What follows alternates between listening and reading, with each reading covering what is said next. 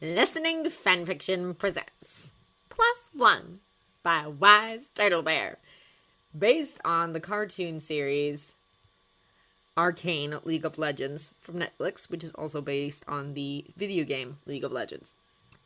Chapter 1. Vi hated the morning shift. Being born down in the fissures, her body was more attuned to nightlife. Unless you traveled further up the Alcove district, sunlight rarely even warmed up the Undercity. Working a night shift was far easier for her, but because she was partnered with an early bird like Caitlyn, she had no choice. Which is why Vi, groggy and yawning, made her way through the police department. It still felt weird to Vi that she now worked in the same district that she used to case for balconies to rob as a child. The department was abuzz with life as officers walked around and chatted to each other. A few nodded and greeted Vi, some shot her a dirty look or gave her the cold shoulder. Such was the life of a Zonite police officer operating in Piltover. Because she had been promoted to undersheriff and detective a few years ago, Vi was able to ditch the police uniform and rock up the work in casual clothes. Today she wore a turtleneck, pinstripe pants, boots, and an overcoat. Unlike the Undercity, where the temperature rarely changed from humid and warm, Piltover was actually affected by the seasons. It was currently winter, if the biting wind was any indication. Vi's hands were freezing, even with the warm cup in her hands. She opened the door to the sheriff's office. It was tucked away at the very back of the floor so that the rest of the room wrapped around it. Anyone could peer into the windowed room, considering Caitlyn never closed the damn blinds. Swinging the door open, Vi drawled, "Good morning, partner." Caitlyn was sat at her desk, surrounded by documents and folders. For a woman as meticulous as Caitlyn, her workspace was always a pigsty. She claimed that there was a method to her madness, but Vi had yet to figure it out. With a weary smile, Caitlyn said, "Good morning, Vi." The fatigue was clear in her voice. For a brief moment, Vi wanted to scold her for cooping herself up in this office. It wasn't good for her health. But Vi knew better than to try and lecture to deaf ears. "Please, don't sound so excited, Cupcake," Vi said with a wide grin. "Wouldn't want the other officers to think you had a favorite." "If I had favorites, I certainly wouldn't place you over Williams. Unlike you, he doesn't bring me decaf coffee." Caitlyn grumbled as he reached for the cup in Vi's hands. Vi scoffed and said, "I promise this one isn't decaf." Caitlyn shot her a suspicious look, but took a sip. Vi watched with a smirk as Caitlyn froze the second the liquid hit her tongue. Vi received a severe glare from her partner. "I said it was a decaf, not that it was coffee," Vi said. "You're evil," Caitlyn said with a huff. "That stuff keeps me sharp." Vi shrugged, saying, "Coffee's a bad vice to have, Kate." Caitlyn argued, "Plenty of people have worse vices than coffee." She took the time to lean herself against Caitlyn's desk and pluck one of the files from the pile near her. Vi skimmed over the contents, vaguely flicking through the pages. "True, there's shit like shimmer, drugs, and alcohol that will fuck you up for life in more visible ways. But there are laws in place to limit and restrict it, making it at least a bit difficult to get access to it," Vi said. "But coffee? Every cop in this department is addicted to caffeine because of the damn coffee machine your mother generously donated. I know a few who start to shake if they don't get their morning coffee. They shake, Kate!" When she was done, she glanced over at Caitlyn. The sheriff was watching her with a small smile on her face. The sight of it made Vi's chest bloom with warmth. "I admire your restraint. No caffeine, no drugs. Hell, you only drink when we convince you to, and even then you hold your liquor well. You're a bona fide saint," Caitlyn teased. Vi let out a small laugh. "The only saint I believe in is Jana," Vi said. "I just know better than to get hooked onto anything. My old man taught me that." Now Caitlyn's attention was completely on her papers and things forgotten. Vi had heard from other officers that garnering Caitlyn's attention for longer than half a minute was a difficult task. The sheriff always had some case on her mind and wouldn't waste precious time on chit-chat. However, Vi never had any trouble distracting Caitlyn from whatever was going on in her head. Perhaps it was because she had been Caitlyn's partner long before she had become sheriff, and because they had been friends for even longer.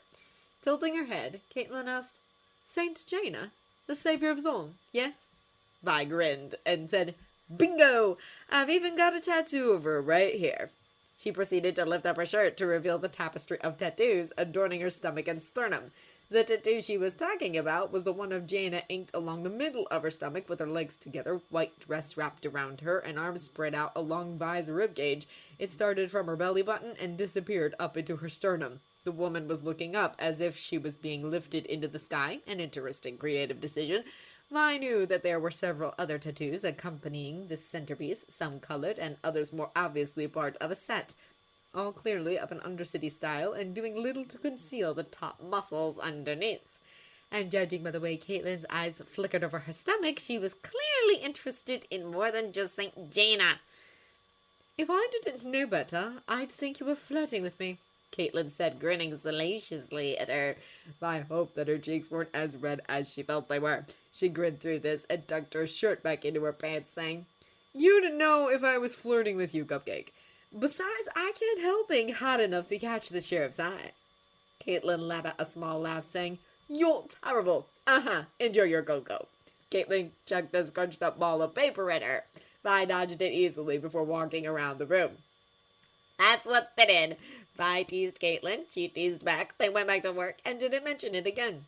It had been their dynamic for years now, and while Vi was sure that whatever was brewing between them was threatening to bubble over any day now, she was content to let things happen at its own pace. Glancing at the assortment of files set up across Caitlyn's office, Vi asked, "So, what's all this then?" This earned her a sigh from the sheriff.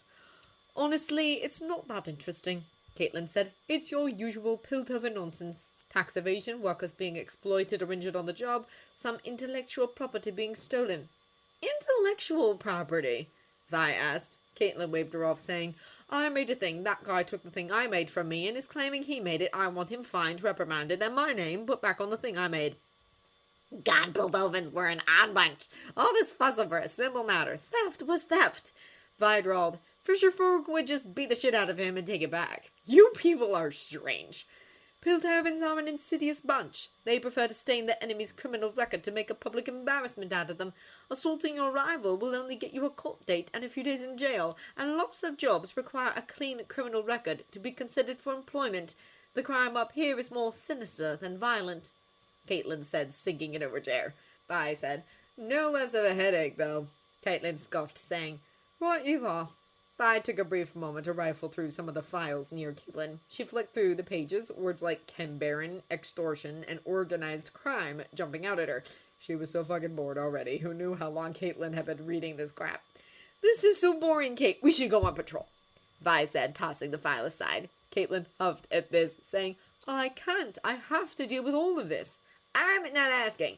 Pick one of these places and we'll take a cable car there. Might even get a nutritious meal in you for once," Vi said with a snicker. "I can't just leave, Vi," Caitlyn whined.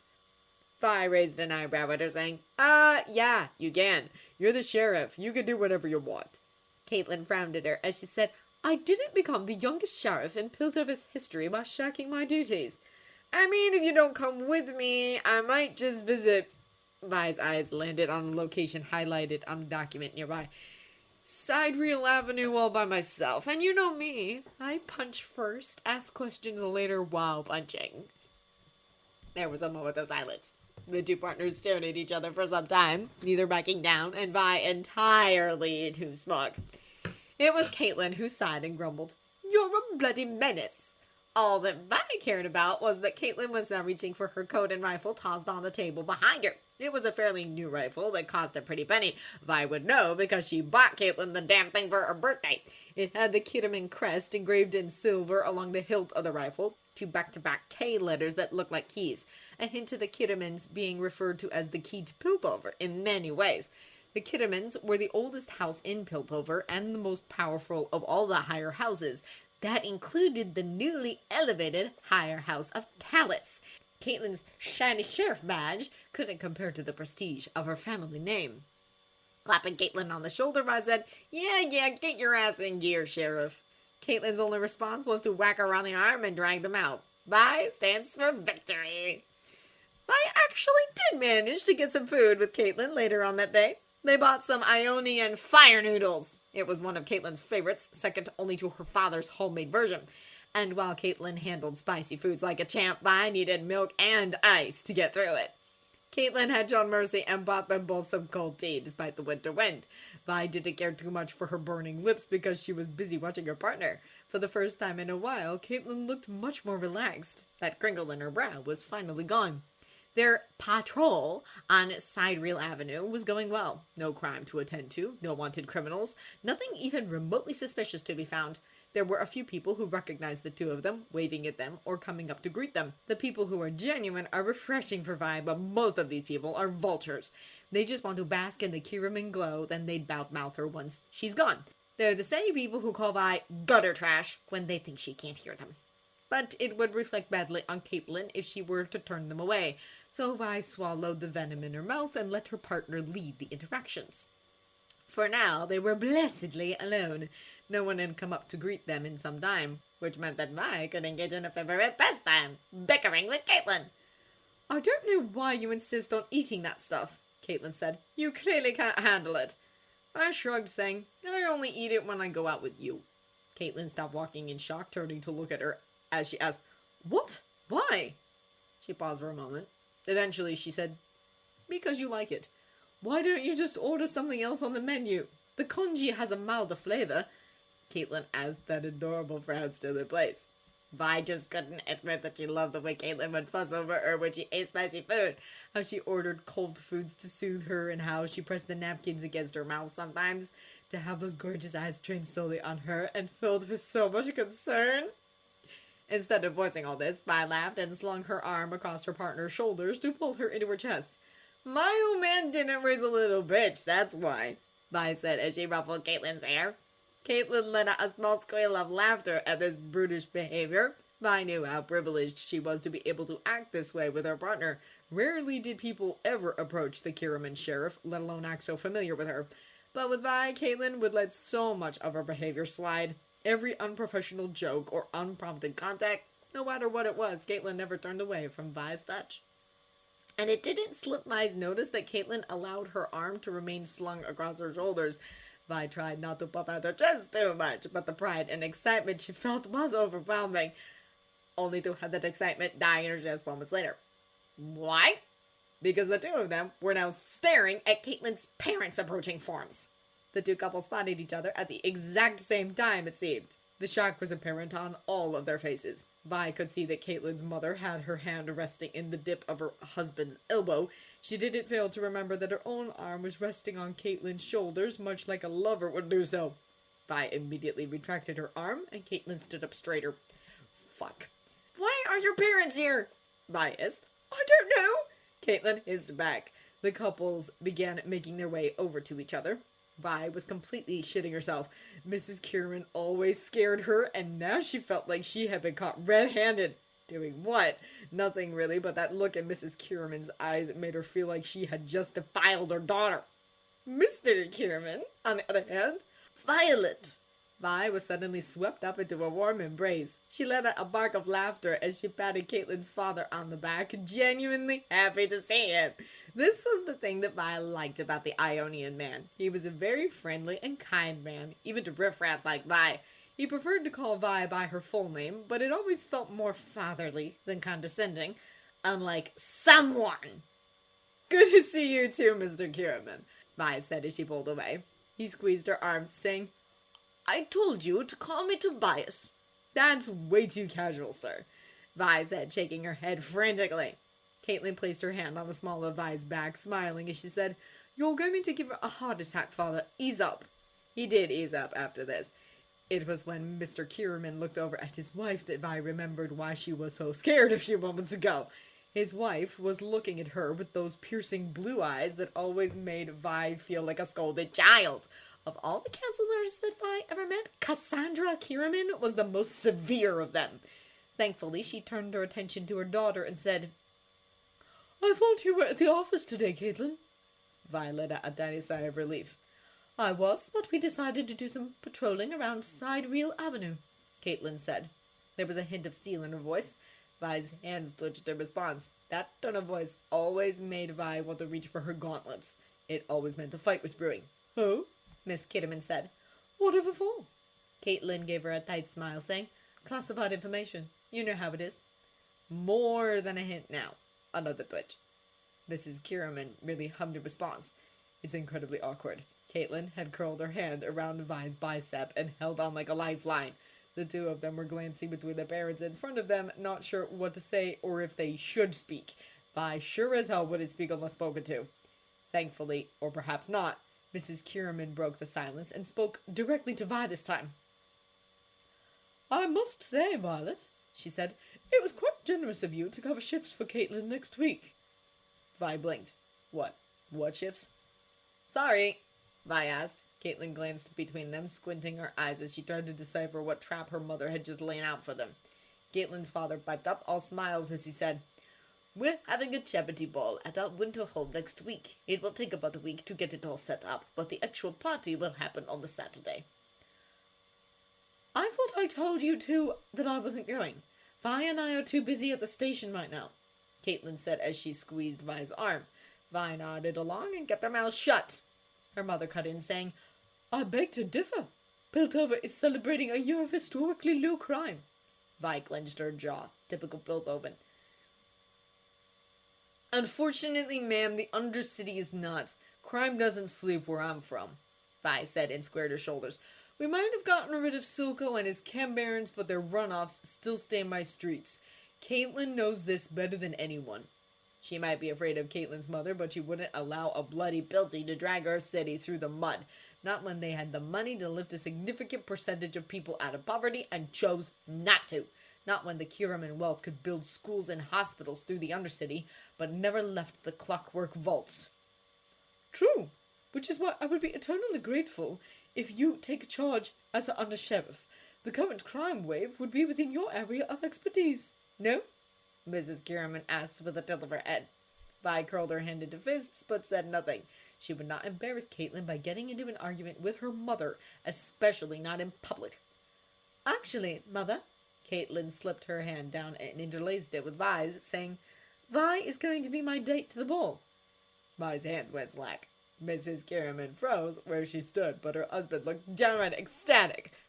Wait, what? Date? Caitlyn? Mr. Kierman smiles from ear to ear, saying, That's wonderful news. We'd love to have you, Violet. Vi smiled sheepishly at him, still dazed. The feeling of Caitlyn's soft hand in her own was frying her brain. Did her hands feel as nice as Caitlyn's did? Definitely not. They were so large and callous. Sweet Jaina, when was the last time she moisturized them?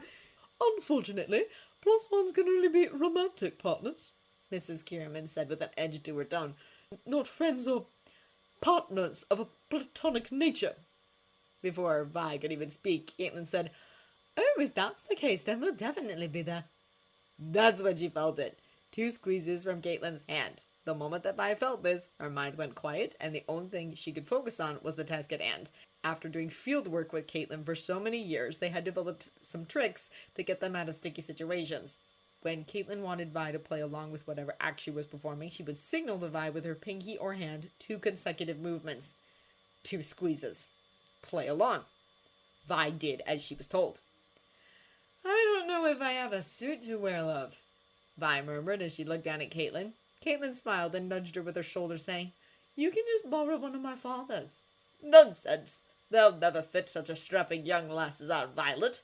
He grabbed Vi as he continued, saying, We'll take you to Kama. She'll make you a custom suit. Have you ever been to Holdrum during the winter? As Mr. Kierman pulled her along, Vi glanced back to look at Caitlyn, who was arguing quietly with her mother. When she caught Vi's eyes, she shot her a small smile filled with gratitude. Her hair was tousled by the wind, and she watched Caitlyn tuck the hair behind her ear. Without looking away, Vi murmured, I'm sure it's beautiful, sir. Fuck. Fuck!